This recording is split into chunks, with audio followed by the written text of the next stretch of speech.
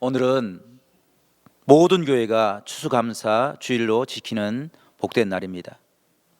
추수감사 주일은 1년에 한 번 어쩔 수 없이 드리는 감사의 예배가 아닙니다.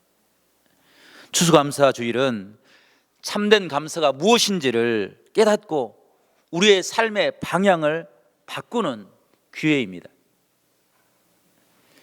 사도 바울은 초대교회 성도들 향해서 범사에 감사하라 명령합니다. 범사에 감사하라 라는 말은 모든 일에 감사하라 그런 뜻입니다. 그런데 우리가 생활을 하다 보면 어떻게 모든 일에 감사할 수가 있겠습니까? 좋은 일도 조금 시간이 지나고 조금 생각이 바뀌면 그 일이 불편한 일이 되기도 하고 다툼이 되기도 합니다. 그것이 우리의 삶의 모습입니다. 우리가 흔히 큰 행운을 만났을 때 로또를 만났다라고 이야기를 합니다. 그런데 로또를 맞은 사람도 추적해 보면 그들의 삶이 결코 행복하지 않는 것을 보게 됩니다. 그런데 로또는커녕 행운권 추첨도 잘 되지 않는 우리가 범사에 감사하라라는 그 말은 너무 허황된 이야기처럼 들려질 수 있습니다.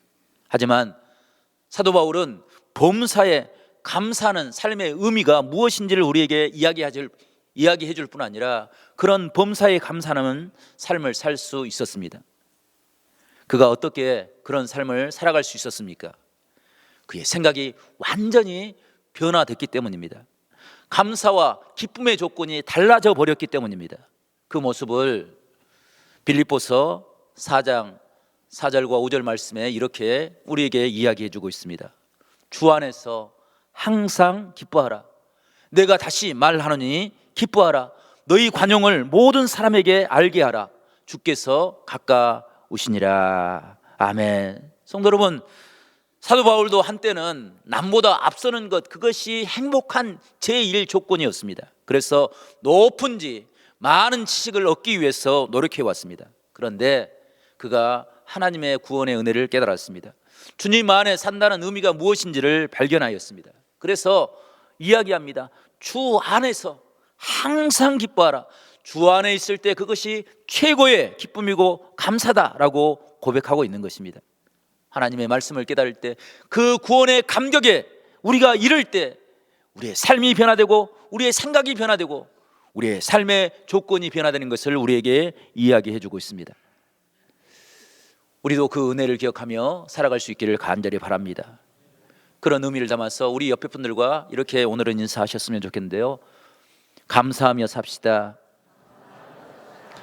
감사가 우리의 능력입니다. 아멘. 감사하면 세상을 다르게 볼 수 있습니다. 우리 믿음의 사람들이 감사절이 되면 가장 많이 부르는 찬송이 있는데 그 찬송이 아까 우리 신은수 목사님이 찬양해 주었던 길가의 장미꽃 감사, 나를 구원해 주신 감사, 이 찬양입니다. 우리 그 찬양을 한번 함께 찬양해 봤으면 좋겠습니다. 날 구원하신 주 감사, 모든 것 주신 감사, 지난 추억이 내 감사, 주 내 곁에 계시네. 향기로운 봄철의 감사, 외로운 가을날 감사, 사라진 눈물도 감사, 나의 영혼표 3절로 찬양하겠습니다. 길가의 장미꽃 감사, 장미꽃 가시 감사, 따스한 가정 희망 주신 것 감사, 기쁨과 슬픔도 감사, 하늘 평안을 감사, 내일의 희망을 감사 영원토록 감사해. 아멘. 성도 여러분, 우리가 봄이 되면 황소도 많고 일기도 나쁩니다. 그래서 불평할 수 있습니다. 그런데 향기로운 주님께서 우리에게 허락하신 아름다운 꽃들과 자연들을 바라보면서 우리에게 허락하신 그 은혜를 바라보면서 봄철에도 감사합니다. 낙엽이 떨어지면 홀로 있다는 것, 외롭다는 것, 그것 때문에 마음이 우울하고 절망을 가질 때도 있습니다. 그럼에도 불구하고 그 가을을 주신, 풍성한 은혜를 주신 그 하나님의 은혜를 기억하며 감사하는 것, 그것이 신앙의 모습이라는 것입니다. 길가에 장미가 있을 때 장미꽃은 감사하고 그 장미에 달려있는 가시를 보면서 절망하며 불평하는 것이 아니라 모든 것, 그것이 하나님이 우리를 구원하시기 위해서 주신 은혜인 것을 감사하며 고백하는 것, 그것이 신앙의 모습이라는 것입니다. 그래서 우리 믿음의 사람들의 감사는 환경에 대한 감사가 아니라 우리를 구원하시는 하나님, 우리에게 새로운 소망을 주신 그 하나님을 발견하고 그 은혜를 찬양하는 것, 그것이 우리 성도들의 감사의 모습이다라고 고백하고 있습니다. 제가 설교를 준비하면서 감사에 대한 이야기가 어떤 이야기들이 있는가 좀 찾아보다가 어떤 목사님이 이런 글을 올려놓은 것을 보고 크게 공감을 했습니다. 70년대, 80년대 우리 부모님들이 살았던 세대들은 정말로 힘들고 어려운 시대였습니다. 그때 가난했던 한 집사님이 이사를 하였습니다. 새빵살이를 하고 있었는데 초등학교 다니는 아들 둘이 있었는데 그 녀석들이 얼마나 개구진지 신발을 사주면 한 달을 채 신지 못했습니다. 신발이 그러한데 옷이 늘 어떻겠습니까? 아무리 말을 해도 그때는 세탁기가 많지 않았던 시대인데 도무지 감당할 수가 없었습니다. 그래서 이사한 다음 날 큰마음 먹고 중고 세탁기를 하나 장만을 했습니다. 그 세탁기를 가지고 대문을 들어서는데 주인집 아주머니를 만나게 되었습니다. 주인집 아주머니가 물었습니다. 웬 세탁기입니까? 중고 세탁기를 하나 샀는데 우리 아이들이 얼마나 범잡스러운지 당해낼 수가 없습니다. 글쎄 얼마나 뛰어다니는지 신발이 한 달을 가지 못하는다는 그 이야기를 하는 그 순간 주인 아주머니의 얼굴빛이 달라졌습니다. 갑자기 울면서 집 안으로 뛰어가는 모습을 보았습니다. 크게 당황스러웠습니다. 내가 뭘 잘못했나 중얼거리고 있을 때 주인집 아저씨가 나오면서 이렇게 설명해 주었습니다. 아닙니다. 아주머니의 잘못이 아닙니다. 사실 우리에게는 6살 먹은 아들이 하나 있는데 그 아들이 지금까지 걷지 못하고 있습니다. 우리 부부의 소원은 그 아이가 신발을 신고 걸어보는 것, 그것이 우리의 소원입니다. 그 이야기를 듣고 집사님은 너무나도 죄송한 마음이 들어서 몇 번이나 사과를 하고 방으로 뛰어 들어갔습니다. 그리고 무릎을 꿇고 하나님 앞에 기도했습니다. 하나님, 우리 아이들이 신발을 빨리 닳게 해주셔서 감사합니다. 제가 불평만 살아왔던 그 모습을 용서해 주십시오 라고 주님 앞에 엎드려 기도했습니다. 자식들을 키우다 보면 부모님들의 욕심 때문에 때로는 불평의 마음이 찾아올 때가 있습니다. 남의 집 자식들처럼 성적이 오르지 않으면 그 자식을 바라보면서 불편한 마음이 생깁니다. 방황하고 사고를 치게 되면 그것 때문에 하나님을 원망하며 지내는 때가 있습니다. 그런데 그런 것 말고, 비교하지 말고 그 자녀들 자체로, 아내와 남편 그 존재 자체로 바라보면서 우리가 감사할 수 있는 것, 그것이 신앙의 모습이라는 것입니다. 요즘 결혼을 하고도 자식을 낳지 못한 가정이 많지만 또 낳고 싶어도 자식을 가지지 못하는 가정들이 참 많습니다. 자식만 있어도 감사할 수 있는 그런 감사의 모습을 우리가 발견할 수 있습니다. 자식이 걷는 모습, 그 모습만을 바라보면서 소원하는 가정도 있음을 발견하게 됩니다. 감사의 조건이 완전히 달라져야 될 것을 우리에게 이야기해 주고 있습니다. 오늘 읽었던 신명기 16장은 이스라엘 백성들이 지켰던 절기 3가지를 우리에게 소개하고 있습니다. 그 절기가 유월절과 칠칠절과 초막절입니다. 초막절이 우리가 지키는 추수감사절을 이야기하고 있는데, 신명기가 기록된 상황이 어떤 시대인가 우리가 깨닫게 되면 감사가 얼마나 소중한지를 우리가 발견할 수 있습니다. 이스라엘 백성들에게 신명기가 주어졌던 시기는 이스라엘 백성들이 광야를 걸어가고 있는 시간이었습니다. 광야에서 무엇을 수확할 수 있었겠습니까? 수확다운 수확을 할 수 없는 그런 상황에서 하나님께서는 칠칠절 맥추적 감사절을 지키고 초막절 추수감사절을 지키라 이야기하고 있습니다. 그 의미는 하나님께서 우리에게 주신 환경을 하나님의 믿음으로, 하나님께서 허락하신 감사로 바라보라 라는 그런 의미를 강조하고 있는 것입니다. 온전한 감사, 참된 감사의 의미를 깨닫고 그 은혜 앞에 서서 살아가는 것, 그것이 신앙의 모습인 것을 우리에게 이야기해 주고 있는 것입니다. 성도 여러분, 오늘 이 시간 감사의 의미가 무엇인지를 깨달음으로 우리가 평생을 살아가면서 하나님과 동행하는 그 순간 늘 하나님의 이름을 찬양하는 그런 복된 믿음의 사람들이 될 수 있기를 간절히 축복합니다. 무엇이 감사입니까? 첫 번째, 감사는 우리에게 하나님의 은혜를 깨닫게 하실 뿐 아니라 우리의 삶을 변화시키는 큰 은혜와 능력이 그 안에 담겨져 있음을 발견하게 됩니다. 감사를 가지고 세상을 바라보면 세상이 달라 보여지는 것입니다. 발전소는 우리 사람들이 생활하는데 사용될 에너지를 만들어내는 그런 기관입니다. 우리 믿음의 사람들의 에너지는 어디서 만들어질 수 있느냐, 우리 신앙의 발전소가 무엇이냐라고 묻는다고 한다면 그것은 감사일 것입니다. 감사를 가지고 삶을 받아들이면 그곳에서 새로운 기쁨을 발견할 수 있습니다. 이스라엘 백성들이 40년 동안 광야를 걸어갈 때 얼마나 고단하고 힘들고 어려웠겠습니까? 그럼에도 불구하고 그들에게 감사가 있었기에 그들은 결코 절망하지 않고 그 길을 온전히 걸어갈 수가 있었습니다.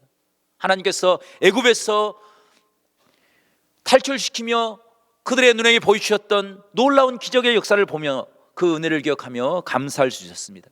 뿐만 아니라 가나안, 하나님께서 젖과 꿀이 흐르는 땅을 약속해 주셨던 그 놀라운 은혜를 기억함으로, 감사함으로 그 길을 걸어갈 때 소망을 가질 수 있었습니다.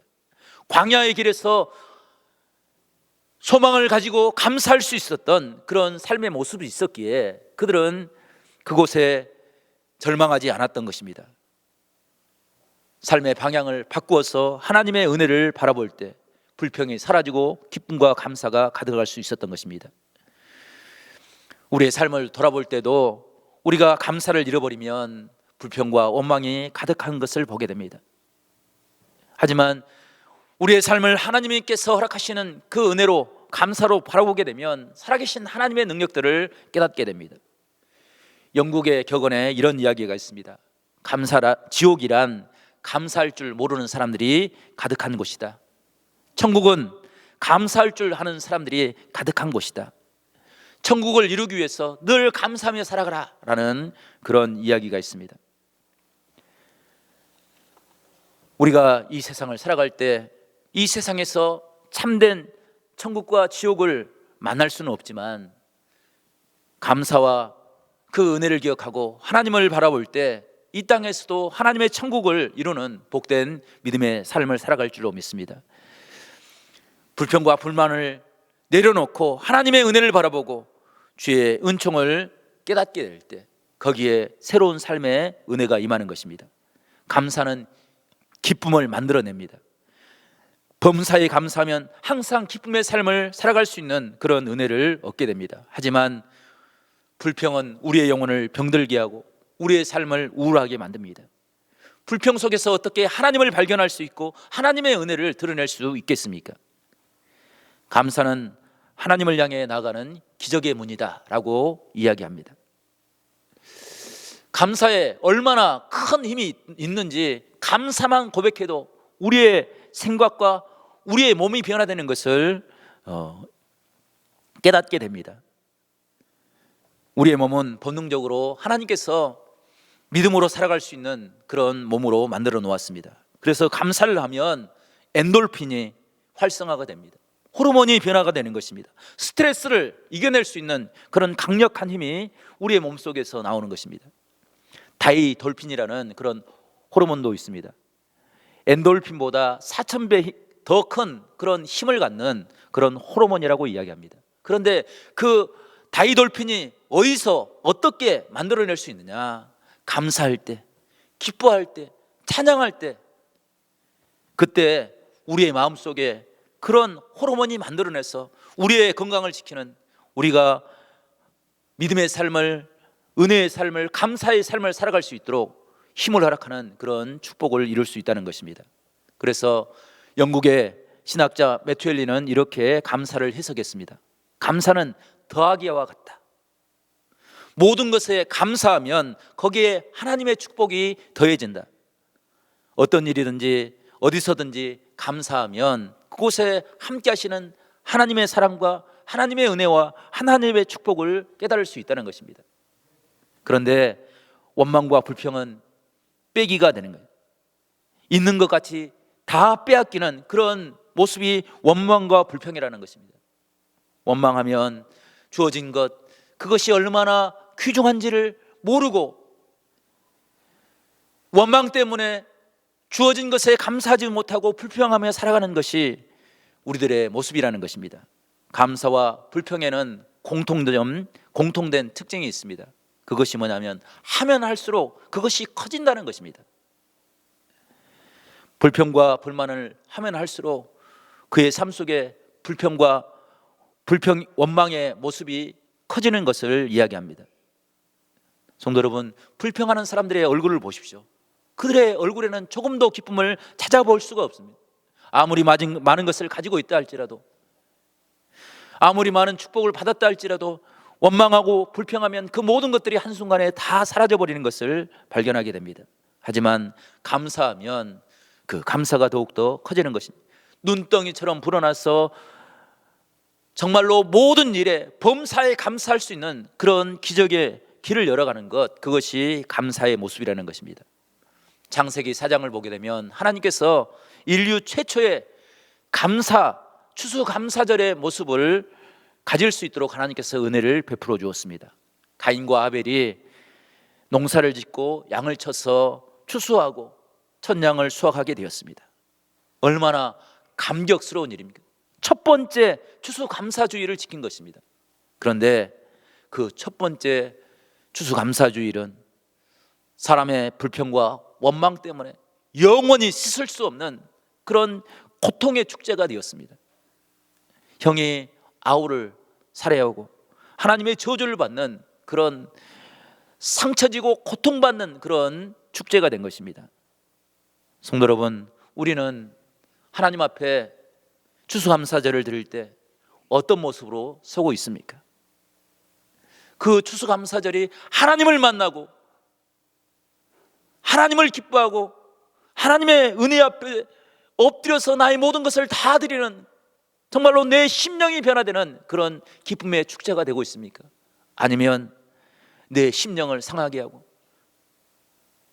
나의 이웃을 상처지게 하고 나의 가정을 고통스럽게 하는 그런 축제로 드리고 계시지는 않습니까? 성도 여러분, 기쁨을 회복하시기 바랍니다. 그리고 하나님의 천국을 만나고 깨닫는 그런 축복의 역사가 있기를 간절히 바랍니다.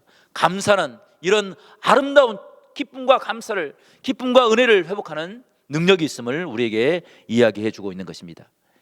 두 번째로, 하나님께서는 오늘 말씀을 통해서 우리에게 원하시는 감사의 모습이 무엇인지를 우리에게 증거해 주고 있습니다.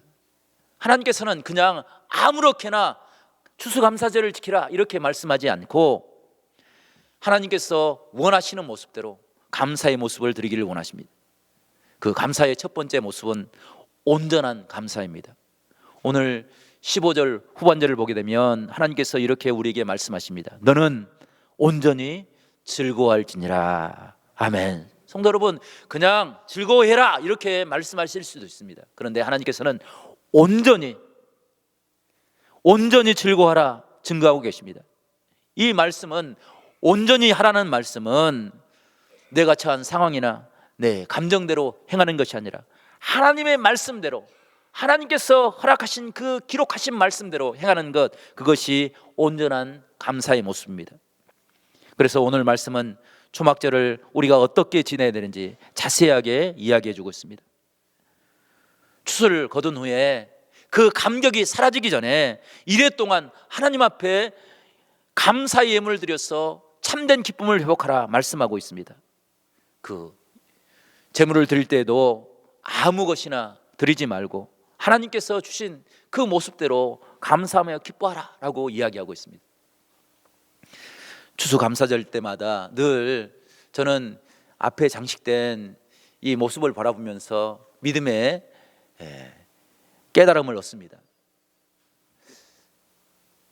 보시면 얼마나 아름답습니까? 그런데 이것을 만약 한 사람이 감당한다고 한다면 얼마나 힘들고 버겁겠습니까? 우리가 농사한 무 하나, 배추 한 포기를 가져다가 놓으면 또 하나님께서 허락하신 그 은혜를 기억하면서 하나하나를 모으면 이렇게 아름다운 모습으로 변화되는 것이, 이것이 신앙의 모습입니다. 하나님이 주신 복을 따라서 하나님께서 허락하신 그 은혜를 온전한 마음을 가지고 섬길 때 이런 하나님의 기적의 역사가 일어나는 것입니다. 또한 하나님께서는 그 기쁨의 은혜를 나눌 때 혼자 하지 말고 성중에 있는 모든 사람들과 함께 나누되 특별히 노비와 레위인과 객과 과부와 고아를 돌아보며 즐거워하라 이야기하고 있습니다. 성도 여러분, 노비와 레위인과 객과 고아와 과부는 어떤 사람입니까? 모든 사람들이 다 추수를 위해서 기쁨을 누릴 때 이 사람들에게는 전혀 분깃이 없어서 즐거움을 느끼지 못하는 사람들이, 그래서 모두가 함께 나누고 서로를 위로함으로 그곳에 하나님의 천국을 이루는 은혜의 삶을 살아가라 말씀하고 있는 것입니다. 그래서 주님께서도 마태복음 5장 48절에 이렇게 이야기합니다. 그러므로 하늘에 계신 너희 하나님의 온전하신 같이 너희도 온전하라. 아멘. 우리의 신앙의 삶은 사람에게 보이기 위한 삶의 모습이 아닙니다. 우리의 삶은 하나님께서 보실 때 온전한 모습으로 받도록 우리가 온 힘을 다하여 하나님과의 관계를 회복함으로 하나님의 은혜를 드러내는 것, 그것이 신앙의 모습이다 말씀하고 계시는 것입니다. 성도 여러분, 우리가 온전히 주의 말씀을 붙잡고 복종해 나갈 때 우리의 삶이 하나님의 영광으로 가득 채워질 수 있기를 간절히 축복합니다. 상황에 따라가시 아니라 하나님의 말씀을 의지해서 주님 앞에 순종할 때 살아계신 하나님을 만나는 것, 그것이 참된 신앙의 모습입니다. 두 번째로 오늘 17절 말씀 보게 되면 그 힘대로 드릴지니라 라고 말씀하고 있습니다. 힘을 다하여 하나님께 드리라 이야기하고 있습니다. 오늘 17절 말씀을 저와 여러분이 함께 읽어보겠습니다. 17절입니다. 시작. 각 사람이 내 하나님 여호와께서 주신 복을 따라 그 힘대로 드릴지니라. 아멘. 하나님께서는 아무것도 없는 사람에게 빚을 내서 하나님께 드려라 이렇게 말씀하지 않습니다. 결코 하나님이 그 일을 기뻐하지 않습니다. 지쳐 쓰러져 가는 사람이 어떻게 하나님 앞에 많은 것을 드릴 수 있겠습니까? 가끔 매스컴을 보게 되면 이단 종교나 신천지나 사입이나 미신들을 따르는 사람들은 빚을 위해서라도 뭔가를 바치게 합니다.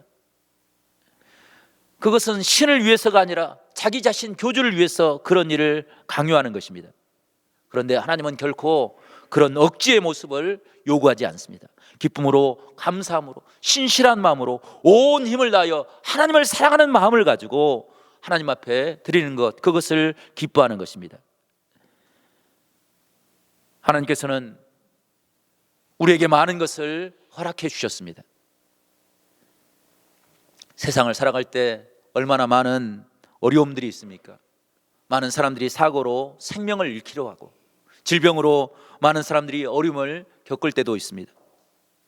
그런 가운데 우리에게 건강을 지켜주신 그 하나님의 은혜를 기억한다고 한다면 우리는 감사하지 않을 수 없을 것입니다.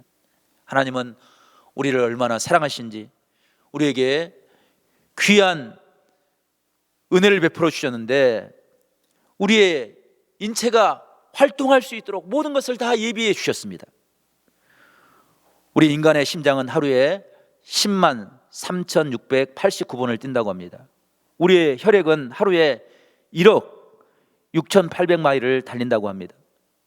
하루에 사람들은 2만 3,040번을 숨을 쉬고 뇌세포를 하루에 700만 개를 사용하여 살아가고 있다고 합니다.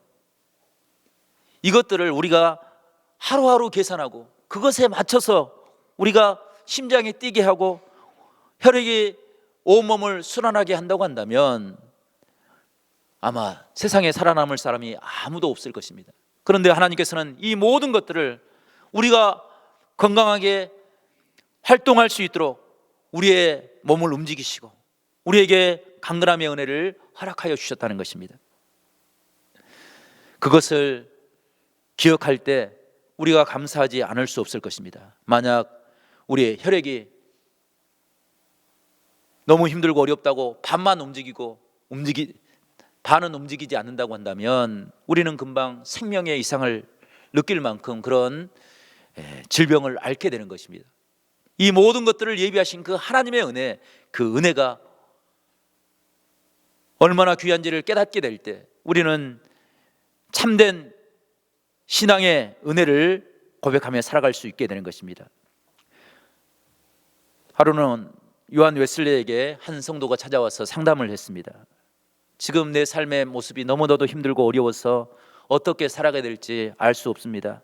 앞이 너무 캄캄합니다 라고 자신의 삶을 토로했습니다. 그때 마침 창밖에 소 한 마리가 담장 너머로 고개를 내밀고 밖을 내다보고 있었습니다. 그 모습을 보고 웨슬레가 성도에게 이렇게 물어보았습니다. 저 성도가 왜 목을 내밀고 담장 너머로 바라보고 있는지 알 수 있겠습니까? 잘 모르겠습니다 라고 대답한 그 성도를 향해서 이렇게 이야기했습니다. 만약 그 담에 막혀서 그것을 절망이라고 좌절이라고 살아간다고 하면 그는 넓은 세상을 보지 못했을 것입니다. 하지만 목을 내밀 때 넓은 세상을 보게 되는 것입니다. 우리의 삶도 마찬가지라는 것입니다. 근심과 걱정에 담에 가려졌을 때 그것이 내 인생이라고 내 숙명이라고 받아들이고 그것에 제한되어 산다고 한다면 우리의 삶은 희망을 볼 수 없습니다. 하지만 그 상황 너머에 계신 우리의 삶의 문제보다 크신 하나님을 바라볼 때 우리는 이 세상의 모든 근심과 염려를 이겨낼 수 있는 믿음의 사람이 될 수 있다는 것입니다. 때로 사탄은 우리를 찾아와서 우리가 절망할 때 우리가 담 앞에 서 있을 때 우리를 향해 이야기합니다. 너의 염려를 보아라고, 너의 근심을 보라고, 이것이 너의 현실이라고, 너는 세상을 뛰어넘을 수 없는 그런 절망의 함정에 빠져 있다고, 너의 인생은 끝났다고 속삭이는 사단의 속삭임이 들려옵니다. 하지만 그 속삭임에 절망하지 아니하고 우리를 구원하시는, 우리를 향해 구원을 선포하시는, 우리를 통해서 감사하고 하나님의 은혜를 기억할 수 있는 절기를 하신 그 하나님을 깨닫게 될 때 우리는 참된 믿음의 삶을 살 수 있게 되는 것입니다. 성도 여러분, 우리가 추수감사주의를 통해서 지금까지 근심하며 염려하며 살아왔던 우리의 삶의 방향을 이제는 감사하며 기뻐하며 살아갈 수 있는 복된 신앙의 모습으로 변화시키며 살아갈 수 있기를 간절히 바랍니다. 그 시간이, 그 때가 바로 추수감사주일입니다. 하나님이 허락하셨던 그 아름다운 은혜들을 돌이켜보며 주의 영광을 다시 한번 회복할 수 있는 복된 은혜가 우리 가운데 있기를 간절히 축복합니다.